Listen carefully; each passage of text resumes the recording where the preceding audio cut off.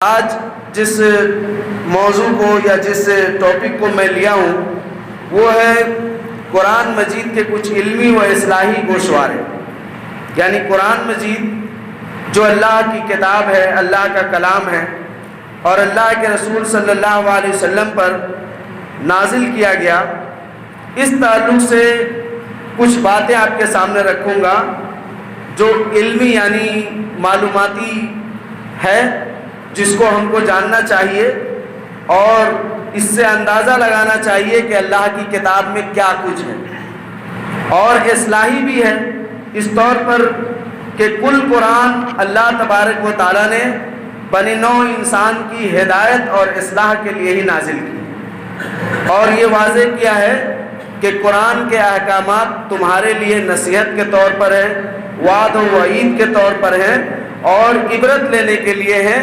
کیونکہ اس کے اندر اللہ تبارک و تعالیٰ نے بہت کچھ ایسی باتیں بیان کی ہیں جو ہمیں جاننا چاہیے اور اس کے مطابق اپنے علم کو اور اپنے عمل کو بہتر بنانے کی کوشش کرنی چاہیے۔ تو آئیے اس تعلق سے کچھ باتیں آپ کے سامنے رکھتا ہوں کہ قرآن مجید کے جو علمی اور اصلاحی پہلو ہیں اس تعلق سے کچھ باتیں۔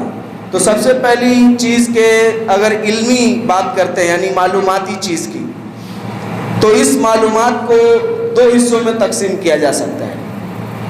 پہلی معلومات عام معلومات ہے جو کہ قرآن کے جنرل نالج سے تعلق رکھتا ہے، جس کو مختصر طور پر ہم مسلمانوں کو جاننا چاہیے، اور یہ اس لیے جاننا چاہیے کہ یہ قرآن سے محبت کی ایک دلیل ہے کہ جس تعلق سے آپ جس چیز سے محبت کرتے ہیں، جس تعلق سے آپ بہت زیادہ سوچتے ہیں، اس تعلق سے آپ بہت کچھ جمع کرتے ہیں اور اس کی تحقیق کرتے ہیں۔ تو ایک شخص جب قرآن سے محبت کرتا ہے، قرآن کی تلاوت کرتا ہے، تو قرآن پر اٹھنے والے ہر ایک اعتراض کے متعلق وہ جاننے کی کوشش کرتا ہے اور اس کو جاننا بھی چاہیے، اور یہ اس لیے بھی جاننا چاہیے کہ دنیا کی کوئی بھی ایسی کتاب نہیں ہے جو اس طریقے سے بھی اور اس طرف سے بھی آپ کو پوری اپنی پرفیکٹ معلومات دے سکے۔ دنیا کی کوئی کتاب نہیں ہے سوائے اللہ کی کتاب قرآن مجید کے، یا ان کتابوں کے جن کا اللہ نے قرآن میں نام دیا ہے۔ تو یہ ایک بہت اہم چیز ہے۔ جیسے کہ آج آپ یہ بتائیں کہ کوئی بھی ایک کتاب کے متعلق کہ اس کا لکھنے والا کون ہے، کہاں سے آیا ہے، کیسے آیا ہے، تو اس تعلق سے آپ کو یعنی مکمل معلومات حاصل نہیں ہے۔ تو پہلے اس تعلق سے کچھ موٹی موٹی باتیں بتائیں گے۔ ویسے اس تعلق سے بہت ساری کتابیں لکھی گئی ہیں، آپ ان کتابوں کی طرف بھی رجوع کر سکتے ہیں، پڑھ سکتے ہیں۔ اور دوسرا معلومات اس کا کچھ سائنسی معلومات، یعنی چونکہ اس دور میں لوگ سائنس اور مذہب کو کمپیئر کرتے ہیں، تو پہلے ہم بتا دیں کہ اسلام یہ مذہب نہیں ہے۔ اسلام کیا ہے؟ دین ہے۔ اسلام کیا ہے؟ دین ہے، مذہب نہیں ہے۔ مذہب اور مسلک اسلام نہیں ہے۔ اسلام کے سوا دنیا کے اندر جتنے بھی ادیان اور دھرم پائے جاتے ہیں وہ سب مسلک اور مذہب ہیں، وہ سب مسلک اور مذہب ہیں سوائے اسلام کے۔ اسلام کیا ہے؟ دین ہے۔ اللہ تبارک و تعالیٰ نے قرآن میں کہا ان الدین عند اللہ الاسلام، اللہ کے نزدیک دین اسلام ہے، اور اسلام یہ ایسا دین ہے جو کائنات کی ابتدا سے لے کر اور کائنات کی انتہا تک باقی رہنے والی دین ہے، یہ کبھی تبدیل ہونے والی نہیں ہے۔ یعنی کائنات کی جو ابتدا کیا اللہ تبارک و تعالیٰ نے، اس ابتدا سے لے کر اور جب اس کی انتہا ہوگی قیامت کی شکل میں، اس وقت تک اگر کوئی دین باقی رہے گا تو وہ صرف اور صرف دین اسلام باقی رہنے والا ہے۔ اس کے علاوہ کوئی بھی اس دین کے مقابلے میں نہیں ہے۔ سارے مذاہب کے اندر تفریق ہے، غلطیاں ہیں، کیونکہ وہ مذہب ہے، مسلک ہے۔ مذہب اور مسلک کا کیا مطلب ہوتا ہے؟ مذہب اور مسلک کا مطلب ہوتا ہے کہ ہمارے ذہن میں ایک ایسی بات آئی.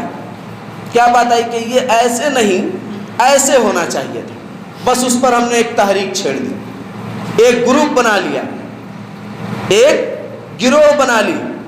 اس تعلق سے، اس فکر کے تعلق سے اپنی تصنیفات مارکیٹ میں چھوڑنے لگے.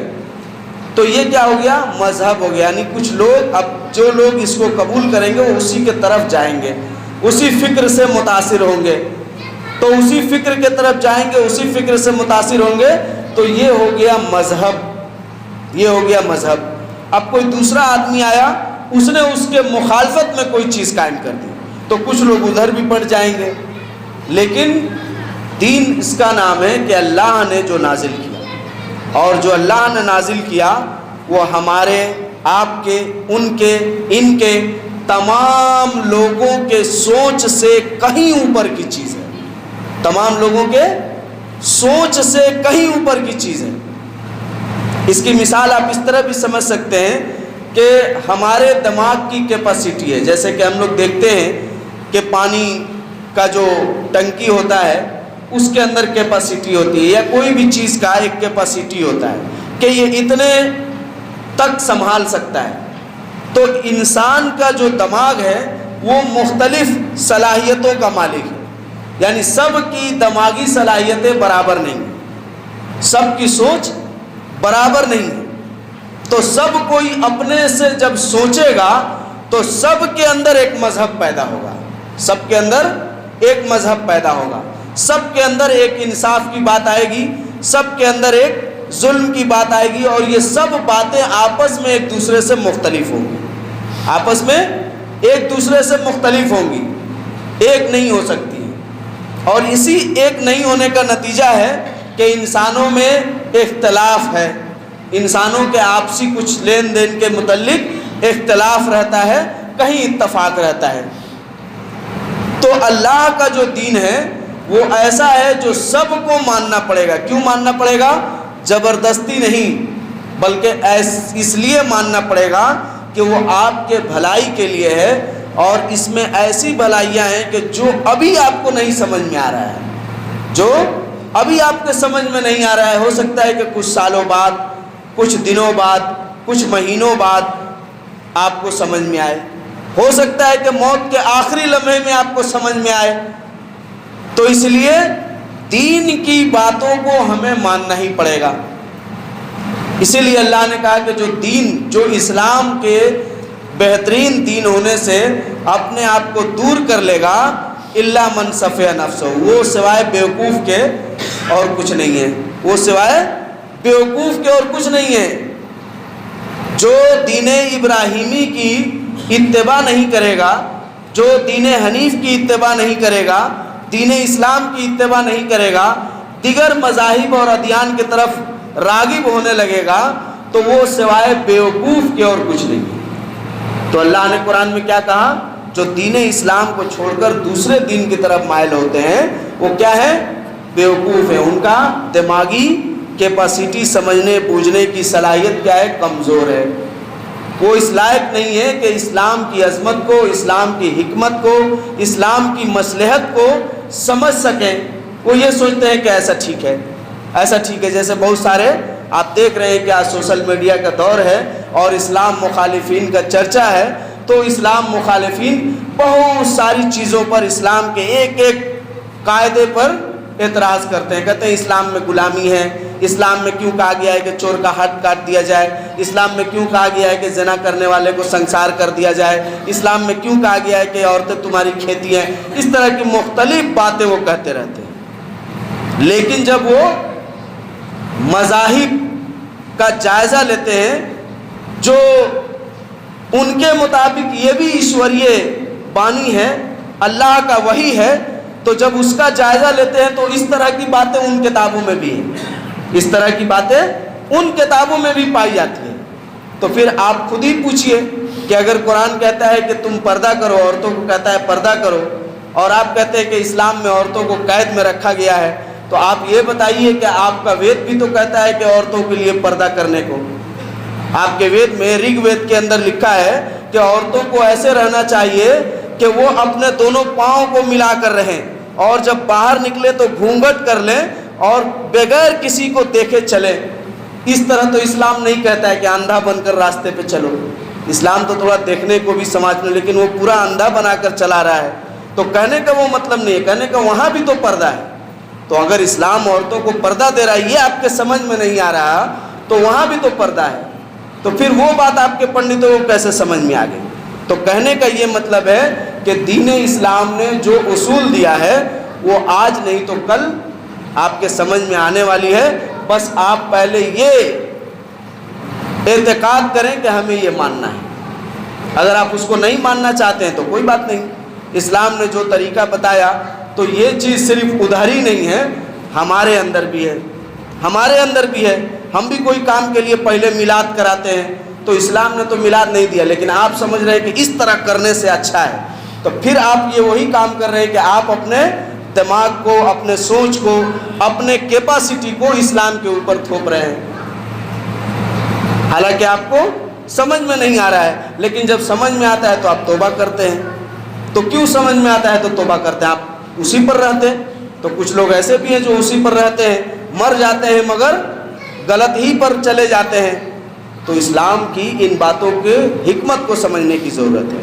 تو یہ چیز آئیے ہم آپ کو کچھ بتائیں اسلام کی معلومات کے متعلق، کہ قرآن جو اللہ تبارک و تعالیٰ کا کلام ہے، اس نے انسانوں کی بہت سارے معاملات میں رہنمائی کی ہے۔ آج نہیں سمجھ میں آیا تو کل سمجھ میں آئے گا۔ جیسے کہ اس کی مثال آپ یعنی آج کے دور میں کہا جاتا ہے کہ سائنس نے کیا دیا ہے۔ سائنس جو ہے، اسلام نے سائنس میں کیا کیا ہے؟ کچھ نہیں کیا ہے۔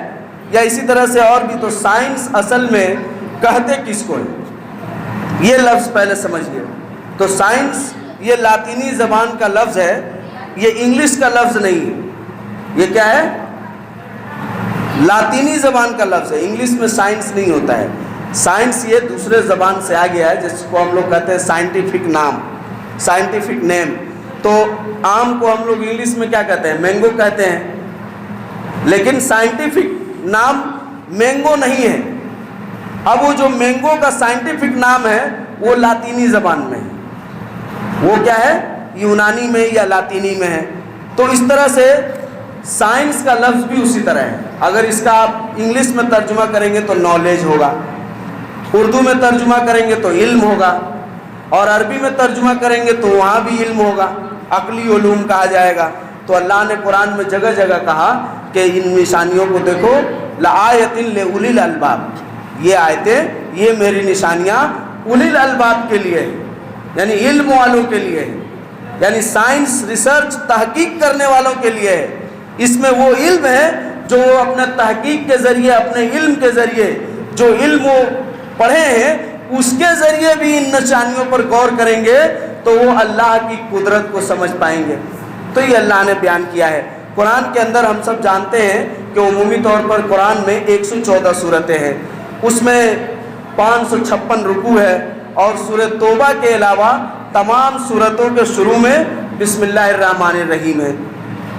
سورہ توبہ کے علاوہ جتنی صورتیں قرآن کی ہیں ان تمام صورتوں کو بسم اللہ الرحمن الرحیم کے ساتھ پڑھنا چاہیے۔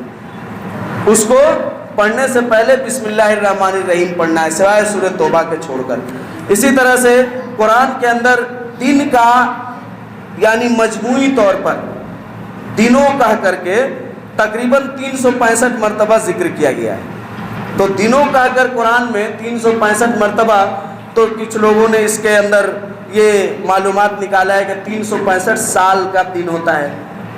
تو 365 سال کا دن ہوتا ہے جو دنوں کا مجموعہ ہوتا ہے۔ تو دنوں کے جمع کو اللہ نے قرآن میں 365 مرتبہ ذکر کیا ہے، اور دن کو اکیلا 30 مرتبہ ذکر کیا ہے، جو ایک مہینہ بنتا ہے۔ تو اسی طرح سے مہینوں کا تذکرہ اللہ نے قرآن میں 12 مرتبہ کیا ہے، اور وہ 12 مرتبہ کرنے کا مطلب کہ سال میں 12 مہینے ہوتے ہیں۔ اسی طرح سے مہینے کے اندر صرف ایک مہینہ ہے جس کی عظمت اور فضیلت کو اللہ نے ظاہر کیا ہے اور رمضان کہہ کر مخاطب کیا ہے۔ رمضان کے علاوہ قرآن کے اندر اور کسی مہینے کا نام صراحت کے ساتھ نہیں آیا ہے۔ اسی طرح سے قرآن کو اللہ نے رمضان میں شب قدر کے اندر نازل کیا ہے، اور 25ਵੀं शब कदर को नाजिल किया है। कुरान को अल्लाह ने रमज़ान के महीने में 25वीं शब कदर को नाजिल किया है। कुरान के मुकम्मल 30 पारे हैं जो 20 साल के अंदर नाजिल हुआ। कुछ लोग कहते हैं कि कुरान 23 सालों में नाजिल हुआ, तो मालूम होनी चाहिए कि सही बात यह है कि कुरान 20 सालों में नाजिल हुआ, इसलिए कि आप सल्लल्लाहु अलैहि वसल्लम पर इब्तिदाई नुज़ूल वही के इब्तिदाई दिनों में 3 साल तक वही बंद थी। तो जिन लोगों ने कुरान को 23 साल कहा, उन लोगों ने 3 साल को इसमें जोड़ लिया है, इजाफा कर लिया है। हालांकि वो 3 साल आप पर वही नाजिल नहीं हुई है। तो 3 साल को अगर आप हटाते हैं तो मुकम्मल कुरान 20 सालों में नाजिल हुआ है। अल्लामा इब्न जौज़ी और भी दिगर मुहक्किकीन कहते हैं कि सही बात यही है कि कुरान 20 सालों में नाजिल हुआ। 3 साल फितरत वही के, यानी 3 साल आप पर वही नहीं आया, बंद था। तो ये चीज़ है। तो ये एक मालूमात है। अल्लाह के रसूल सल्लल्लाहु अलैहि वसल्लम फरमाते हैं, सही मुस्लिम और सुनन दारमी की हदीस है कि कुरान को 3 हिस्से में तकसीम किया गया है। यानी कुरान को पढ़ने और जो इसके अंदर यानी मैटर है, मवाद हैं, जो बातें बताई गई हैं, उनको अल्लाह ने कुरान को जो नाजिल किया है वो 3 हिस्से में तकसीम, यानी इसके अंदर 3 तरह की बातें हैं, तो 3 हिस्से में तकसीम किया गया है। आप सल्लल्लाहु अलैहि वसल्लम फरमाते हैं, कह रहे हैं पहला हिस्सा है क़िससुस साबिकीन, यानी जो पिछले लोग गुजर गए उनके किस्सों को अल्लाह ने ज़िक्र किया है ताकि हम उससे इबरत हासिल कर सकें और उससे नसीहत हासिल कर सकें। दूसरा हिस्सा है अहकाम शरइया का, यानी शरई अहकाम बयान किए गए हैं कि किस हालत में आपको क्या करना है, नमाज, रोज़ा, हज, ज़कात, इस तरह के दिगर, नज़र, मिन्नत, ये सारे मामलात को, तलाक को, निकाह को, ये अहकाम शरिया हैं। दूसरे हिस्से में कुरान के अहकाम शरिया को बयान किया गया है। और तीसरा हिस्सा अल्लाह तबारक व तआला ने अपनी मार्फत और तौहीद को बयान किया है। क्या बयान किया है? अपनी मार्फत और तौहीद को बयान किया है। और उस तमाम मार्फत और तौहीद को अल्लाह ने सूरह इखलास के अंदर समो दिया है। यानी सूरह इखलास आप पढ़ लीजिए और उसके तर्जुमे को समझ लीजिए। बस आप ये समझ लीजिए कि जो सूरह इखलास में है वही अल्लाह की तौहीद। इसके अलावा अगर आप कहीं और चीज़ तलाश कर रहे हैं तो फिर आप तौहीद पर नहीं हैं। तो सूरह इखलास क्या है? सूरह इखलास का माना है कुल हुवल्लाहु अहद, कह दीजिए कि अल्लाह एक है।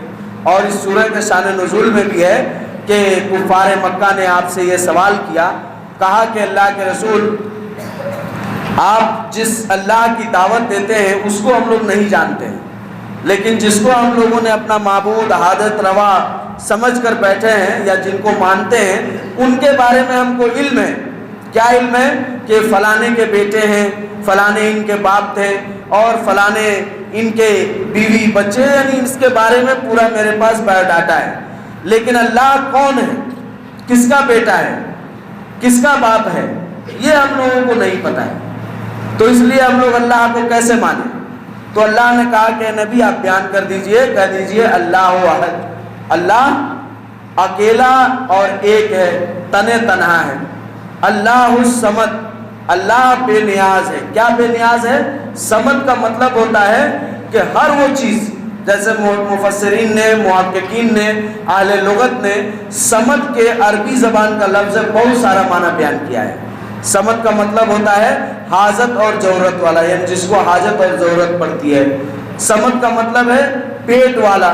समद का मतलब है कि जिसको खाने की ज़रूरत पड़ती है। यानी अल्लाह उन तमाम चीज़ों से बरी है जो इंसानों की ज़रूरियात हैं।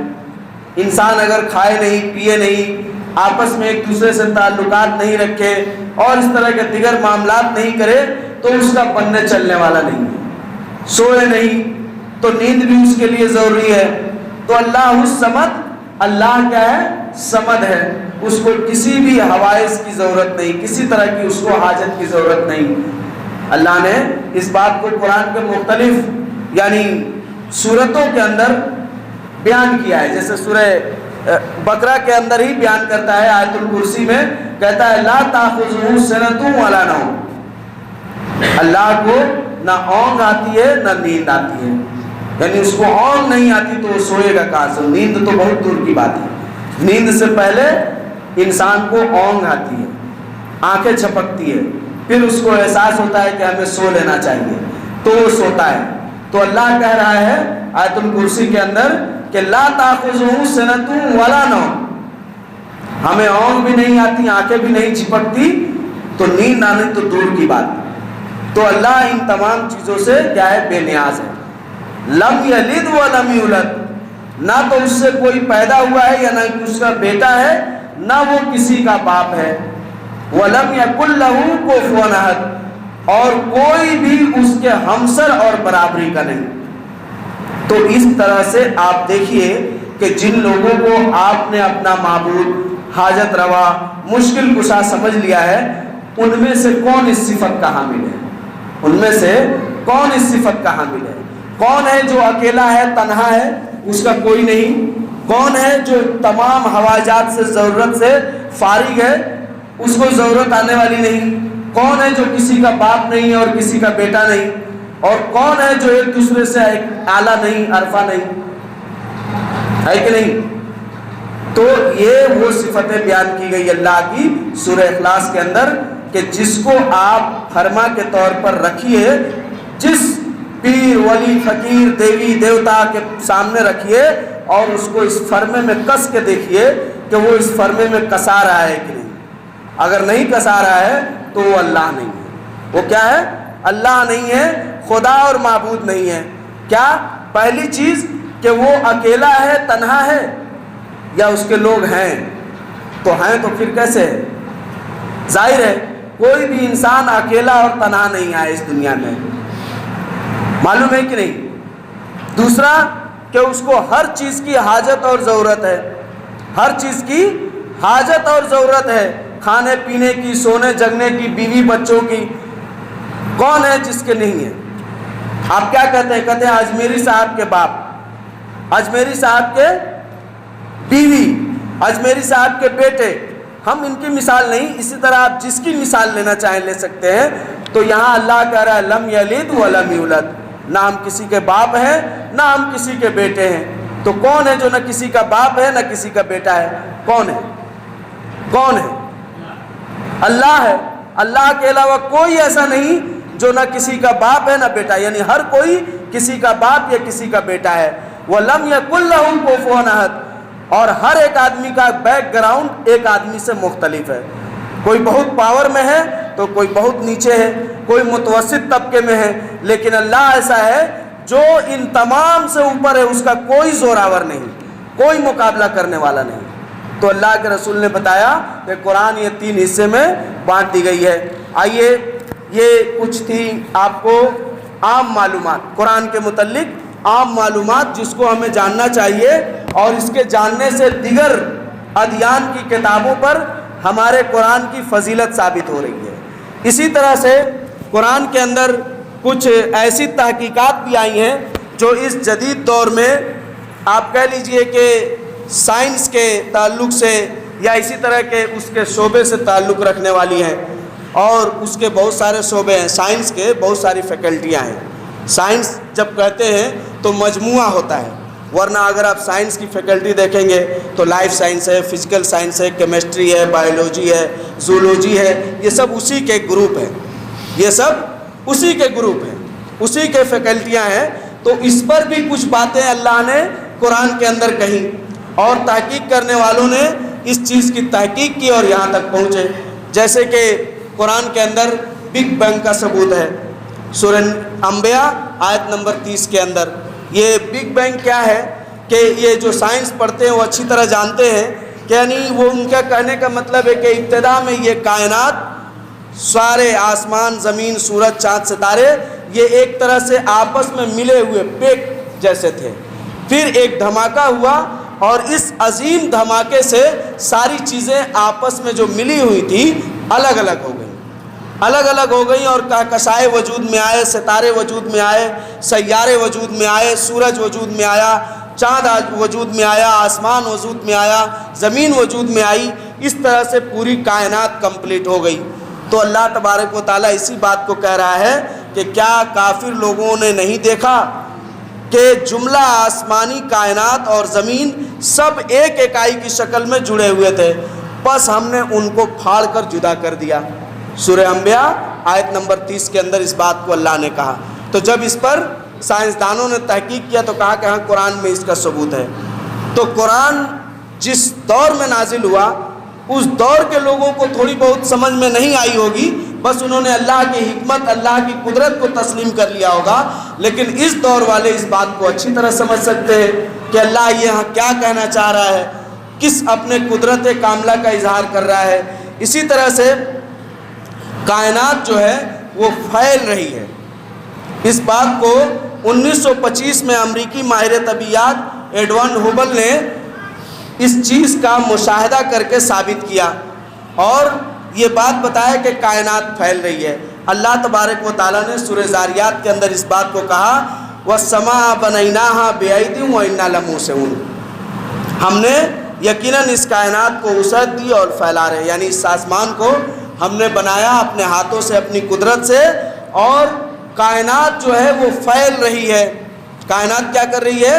پھیل رہی ہے، اس کے اندر وسعت ہے، اور اللہ تبارک و تعالیٰ اس چیز کو کرتا بھی ہے کہیں کہیں مخصوص، جیسے کہ عرفات کے میدان میں دنیا کے کونے کونے سے لوگ پہنچتے ہیں اور اس میں سارے لوگ سما جاتے ہیں، لیکن اس طرح کا اس کا جگہ نہیں ہے جب آپ عام دنوں میں جا کر دیکھیں گے تو اللہ تبارک و تعالیٰ کی وسعت ہے۔ اللہ کے رسول صلی اللہ علیہ وسلم نے یہ بھی بیان فرمایا کہ رات کے وقت اللہ تبارک و تعالیٰ زمین کے حصے کو سمیٹ لیتا ہے، تو رات کے اندر سفر بھی جلدی ہوتی ہے اور دن میں اللہ اس کو پھیلا دیتا ہے، تو اس لیے دن کے اندر جب آپ سفر کریں گے تو تھوڑا سا ٹائم لگتا ہے۔ یہ سب ایسی احساسات ہے جس کو آدمی معمولی سمجھ کر چھوڑ دیتا ہے، لیکن اللہ نے ان باتوں کو قرآن میں ذکر کیا ہے، قرآن میں ذکر کیا ہے۔ اللہ کے رسول صلی اللہ علیہ وسلم نے اپنے فرمان میں ان باتوں کو کہا ہے۔ تو یہ قرآن کا علمی اعجاز ہے، جس کے طور پر ہم کہہ سکتے ہیں کہ قرآن ایک معجزہ ہے۔ قرآن کیا ہے؟ ایک معجزہ ہے، جیسے دیگر نبیوں کو معجزے دیے گئے اور ہمارے نبی محمد عربی صلی اللہ علیہ وسلم کو قرآن کتاب کی شکل میں ایسا معجزہ دیا گیا جو قیامت کی صبح تک ہرا بھرا سرسبز و شاداب رہے گا اور ہر علم والے کو دعوت فکر دے رہا ہے۔ ہر ایک علم والے کو، چاہے وہ جس میدان کے ماہر ہوں، وہ آئیں اور قرآن پڑھ کر بتائیں کہ یہ اللہ کا کلام ہے کہ نہیں۔ وہ آئیں اور قرآن کو پڑھ کر بتائیں اور اپنے علم سے کمپیئر کر کے بتائیں کہ یہ اللہ کا کلام ہے یا کسی جغرافیہ لکھنے والے کا کلام ہے، یہ اللہ کا کلام ہے یا کسی میتھمیٹیشین کا کلام ہے، یہ اللہ کا کلام ہے یا کسی شاعر کا کلام ہے۔ اللہ نے ان باتوں کو بڑی اچھے انداز میں قرآن میں کہا کہ یہ قرآن اللہ کا کلام ہے، شاعر کا کلام نہیں۔ اس وقت شاعری زیادہ ہوتی تھی تو لوگوں نے سوچا کہ قرآن شاعر کا کلام ہے۔ اس وقت کہانت کا علم زیادہ پھیلا ہوا تھا تو لوگوں نے سوچا کہ یہ کہانت کے ذریعے محمد بتا رہے ہیں، تو اللہ نے قرآن میں کہا کہ یہ شیطان کا کلام بھی نہیں ہے، یہ شاعر کا کلام بھی نہیں ہے، اور یہ کاہنوں کا کلام بھی نہیں ہے، بل ہوا قرآن مجید، یہ اللہ کا بزرگ قرآن ہے، تنزیل من رب العالمین، یہ اللہ کی جانب سے نازل شدہ ہے۔ تو آج کے دور میں جتنے بڑے بڑے اہل علم ہیں جو اپنے آپ کو یہ باور کرانے کی کوشش کرتے ہیں کہ ارے قرآن میں ہے کیا، مولویوں کے پاس ہے کیا، تو وہ آئیں اپنے علم کے نظریے سے قرآن کو پڑھیں اور بتا دیں کہ قرآن میں کہاں غلطی ہے، بلکہ وہ آئیں گے تو قرآن ان کو اور کنسیپٹ دے گا جو ان کے علم کے لیے بہتر ہوگا، جو ان کے باباؤں نے، ان کے داداؤں نے، ان کے لیکھکوں نے وہ چیز اس کو نہیں دیا ہے جو قرآن ان کو دے دے گا۔ تو قرآن یہ چیلنج کر رہا ہے، قرآن یہ چیلنج کر رہا ہے۔ اسی طرح سے آئیے قرآن نے بیان کیا جو آج ہمیں تحقیق کے طور پر معلوم ہو رہا ہے، اور وہ تحقیق کے طور پر ہمیں کیا معلوم ہے کہ پودوں میں بھی نر اور مادہ ہوتے ہیں، پودوں میں بھی میل اور فیمیل ہوتے ہیں، درختوں میں بھی میل فیمیل ہوتے ہیں، درختیں بھی احساس رکھتی ہیں، درختیں بول نہیں سکتی لیکن ان کو اگر ایسا کر دیا جائے تو وہ بول سکتی ہیں، درختوں کو تکلیف بھی ہوتا ہے، ان میں جان بھی ہے، وہ چل پھر بھی سکتے ہیں۔ ان تمام باتوں کو اللہ نے قرآن میں اور نبی نے اپنے حدیث میں بیان کیا۔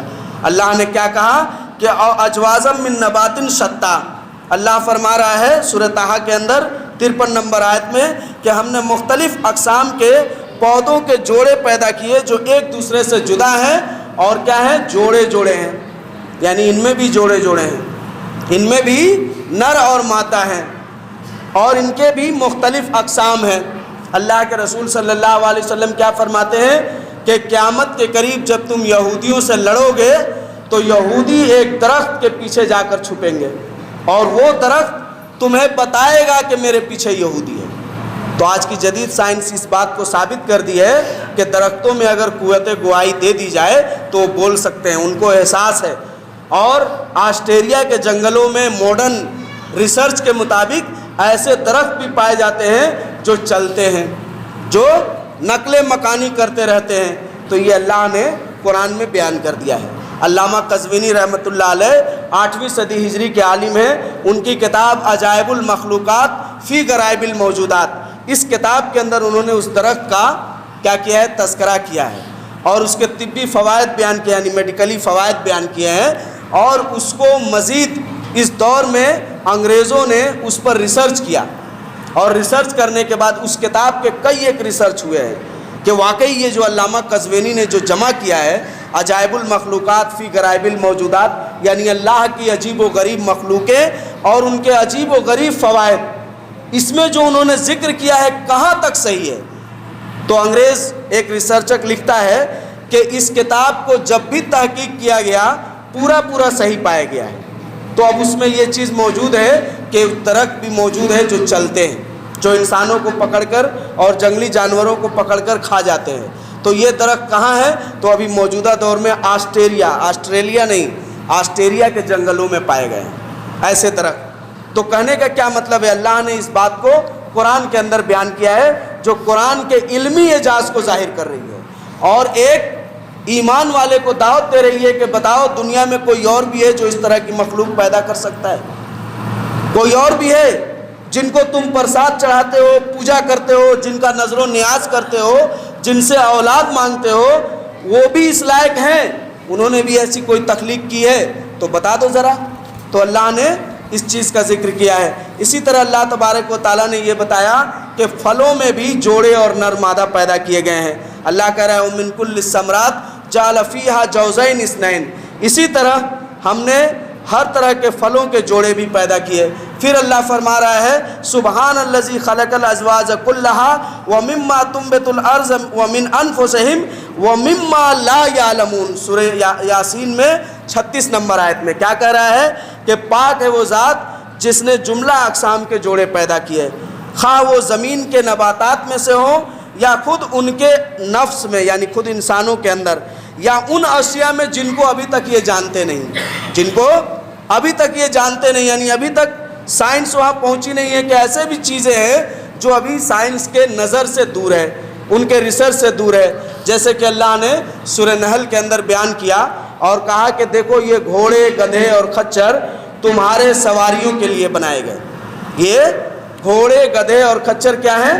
تمہارے سواریوں کے لیے بنائے گئے، اور اسی طرح کی مزید سواریاں تمہارے لیے آئیں گی جن کو تم ابھی نہیں جانتے۔ کب کہا گیا؟ 1400 سال پہلے۔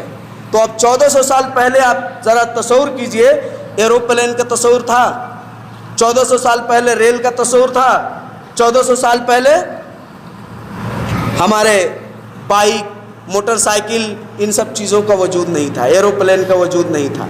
تو اللہ نے قرآن میں کہہ دیا کہ یہ تمہارے سواریوں کے لیے بنائے گئے ہیں، یہ تمہارے سواریوں کے لیے ہیں، تم ان پر سفر کرتے ہو، اپنے مال و اسباب کو لے کر جاتے ہو ایک شہر سے دوسرے شہر۔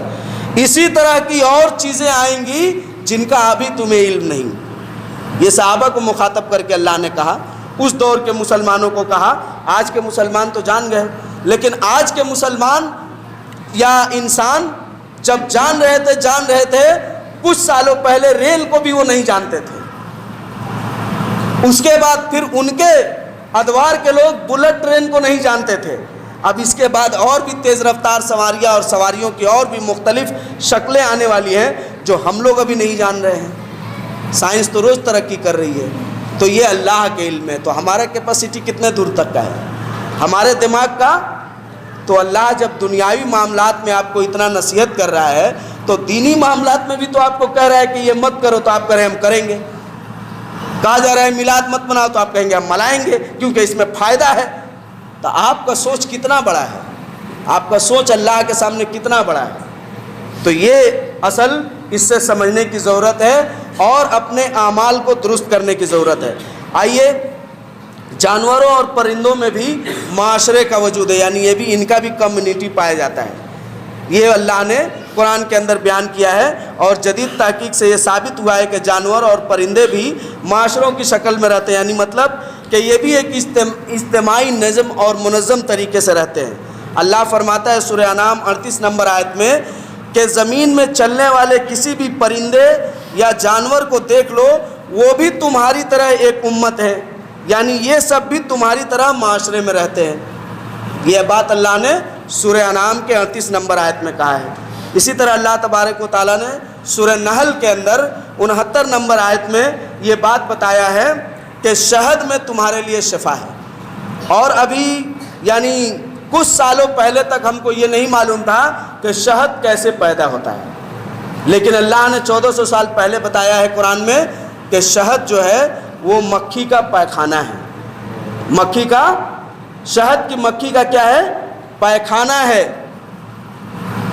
اس کے پیٹ سے نکلنے والی چیز ہے۔ جو تم شہد کی شکل میں پاتے ہو، رنگ برنگے شکلوں میں پاتے ہو، اور اس میں تمہارے لیے شفا ہے۔ بعد میں محققوں نے ریسرچ کرنے کے بعد پایا کہ ہاں واقعی شہد کی جو مکھی ہے وہ شہد اپنے پیٹ سے ہی نکالتی ہے، الگ سے کچھ پیدا نہیں کرتی ہے، اپنے پیٹ سے نکالتی ہے۔ اس کے علاوہ شہد کے حدیث میں بہت سارے فضائل بیان کیے گئے ہیں۔ مثلاً آپ صلی اللہ علیہ وسلم نے کہا کہ شہد سوائے موت کے تمہارے لیے تمام بیماریوں کی تریاک ہے۔ تو شہد کے متعلق کہا اور بھی 9 جڑی بوٹیاں ہیں جن کے متعلق آپ صلی اللہ علیہ وسلم نے بتایا ہے کہ یہ تمہارے لیے موت کے علاوہ تمام بیماریوں کا اس میں شفا ہے۔ اور ابھی ماڈرن ریسرچ یہ ثابت کر رہی ہے کہ ہاں واقعی جن چیزوں کو آپ صلی اللہ علیہ وسلم نے کہا کہ اس میں موت کے علاوہ سب کے لیے شفا ہے، سب بیماری کے لیے، واقعی اس میں ہے۔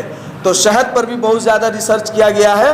تو قرآن سے ریلیٹڈ یہ شہد کا جو اللہ نے بیان کیا، تو آئیے ہم بتاتے ہیں کہ شہد میں زخم ٹھیک کرنے کی بڑی زبردست صلاحیت اور خصوصیت پائی جاتی ہے۔ دوسری جنگ عظیم میں روسی فوجیوں نے اپنے زخمیوں کے لیے شہد کا استعمال کیا تھا تاکہ ان کے زخم کو ٹھیک کیا جا سکے۔ اس طرح ایک راہبہ تھی جس کا نام سسٹر کیرول تھا، اس نے برطانوی شفا خانوں میں سینے اور الزائمر کے بیماریوں میں مبتلا 22 ناقابل علاج مریضوں کا علاج جو ہے پرولیس نامی مادے سے کیا۔ یہ پرولیس نامی مادہ ایسا ہے جو شہد کی مکھی نکالتی ہے، اپنے چھتوں کو سیل کر کے رکھتی ہے تاکہ اس میں کسی طرح کی گندگی، جراثیم یا کوئی دوسری چیز اس میں داخل نہ ہو جائے۔ اس لیے جب وہ شہد بھر دیتی ہے تو اس چیز سے اس کی لیپنگ کر دیتی ہے۔ موم بھی نکلتا ہے شہد کے چھتے سے، جو زخموں کے لیے، بواسیر کے مسے کے لیے زبردست چیز ہے۔ تو یہ کیا ہے؟ اللہ نے اس میں دیا، اور اللہ نے کہا کہ یہ رنگ برنگوں شکلوں میں نکلتا ہے جو تمہارے لیے بڑی ہی فائدہ مند ہے۔ علامہ ابن قیم رحمۃ اللہ علیہ نے شکر اور شہد کی فضیلت پر ایک کتاب لکھی، اور اس میں ثابت کیا ہے کہ شکر سے زیادہ افضل چیز کیا ہے؟ شہد ہے۔ یعنی شہد تمہارے لیے اتنا بہترین ہے کہ اس کے مقابلے میں شکر کی کوئی اہمیت نہیں ہے۔ تو اس پر انہوں نے باقاعدہ ایک کتاب لکھا ہے۔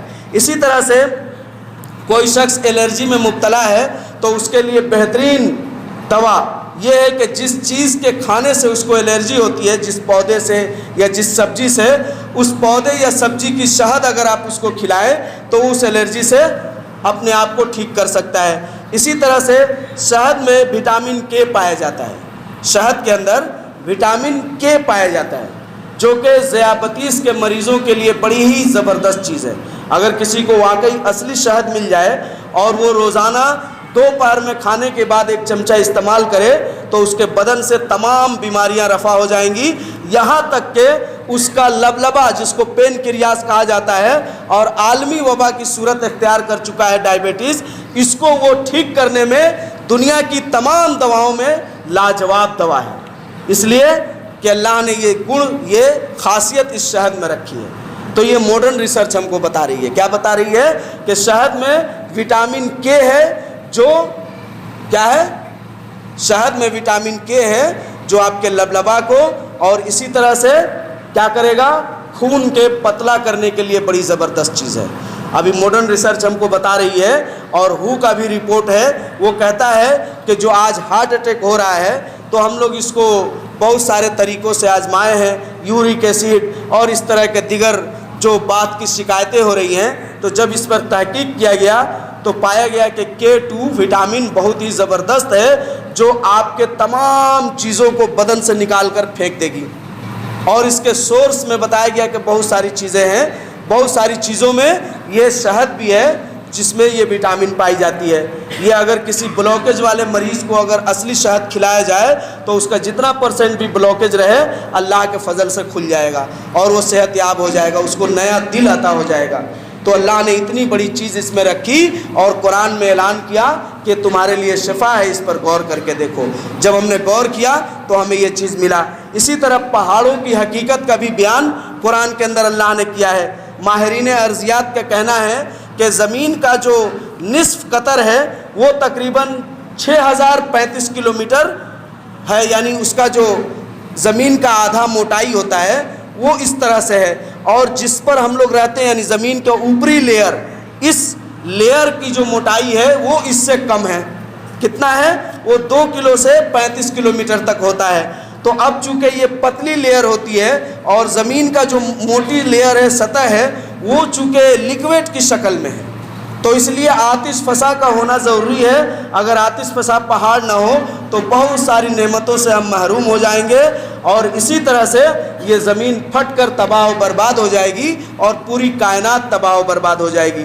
اس لیے اللہ نے آتش فشاں پہاڑ بھی بنایا اور چونکہ یہ پتلی لیئر ہے تو اس رقیق مادے کے اوپر یہ بچھایا گیا ہے تو یہ ہلتی رہتی ہے، تھر تھراتی رہتی ہے. تو اس کو ثابت کرنے کے لیے اللہ نے پہاڑ کو بنایا. جیسا کہ اللہ نے کہا، کیا کہا؟ الم نجعل الارض مہادا والجبال اوتادا. کیا تم نے زمین کو بچھونے کی طرح نہیں پایا اور اس کو ہم نے ہلنے سے روک رکھا ہے پہاڑ بنا کر، تاکہ میغ کی طرح ہم نے اس میں گاڑ دیا تاکہ وہ تمہیں لے کر ہلے. یعنی ہلنا نہیں ہے، یہ اللہ نے اس طرح مضبوطی عطا کر دی. اور بھی قرآن کے اندر پہاڑوں کے مقصد وجود کو اور اس کے رنگوں کو، اس کے فوائد کو اللہ نے قرآن میں بیان کیا ہے، جس پر بہت سارے ریسرچکوں نے اپنے ریسرچ کو پیش کیا ہے جو کتابوں میں موجود ہے، آپ پڑھ سکتے ہیں. اسی طرح سے اللہ تبارک و تعالیٰ نے سمندروں کے متعلق بھی ایک بہت بڑی بات کہی. کیا کہا والبحر المسجور والطور وکتاب مسطور والبحر المسجور. علامہ ابن عثیمین اور دیگر محققین کہتے ہیں کہ اللہ نے اس میں اپنی بہت بڑی نعمت اور بہت بڑی نشانی کو بیان کیا ہے. کیا بیان کیا ہے بھائی؟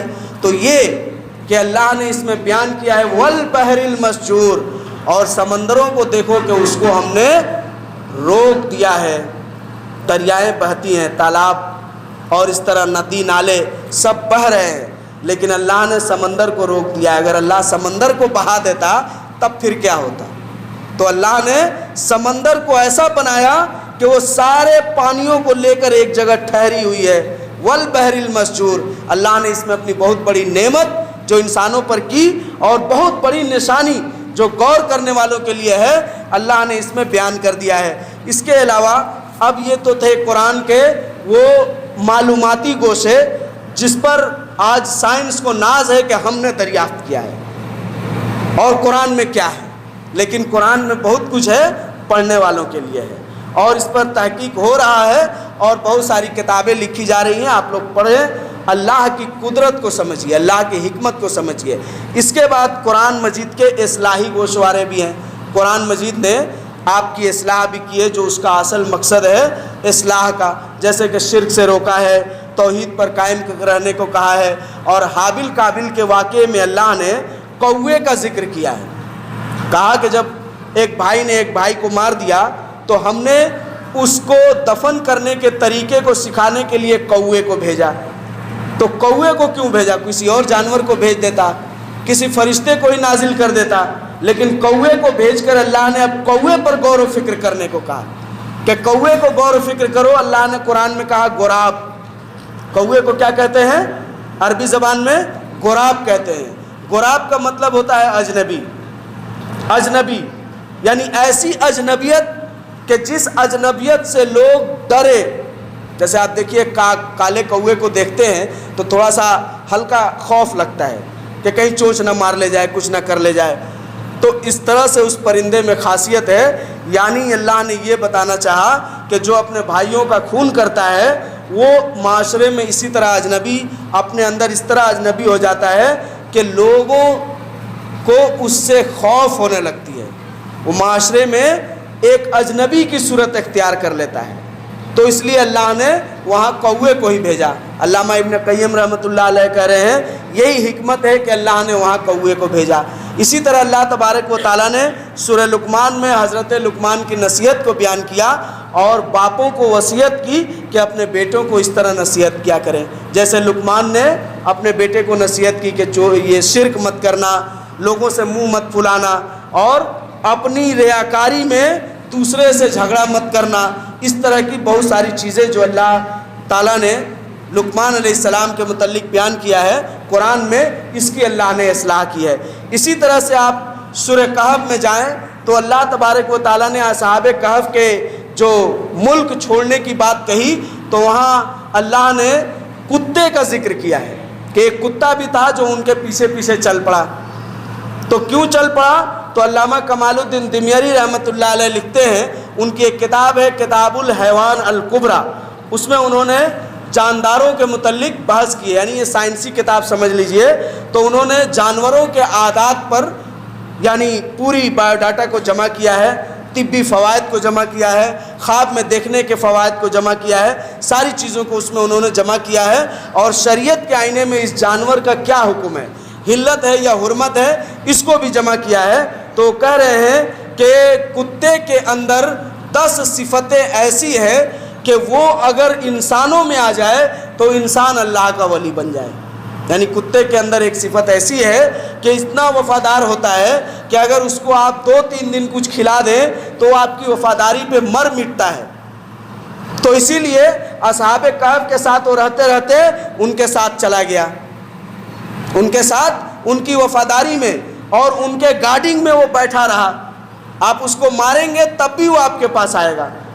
تو اس طرح کی وفاداری آج انسانوں میں نہیں ہے. تو یہ چیز انہوں نے بتایا. اسی طرح اللہ تبارک و تعالیٰ نے سورہ احزاب میں اپنے نبی کو تکلیف دینے کا انجام کیا ہوتا ہے یہ بیان کیا ہے اور عورتوں کو بھی نصیحت کی.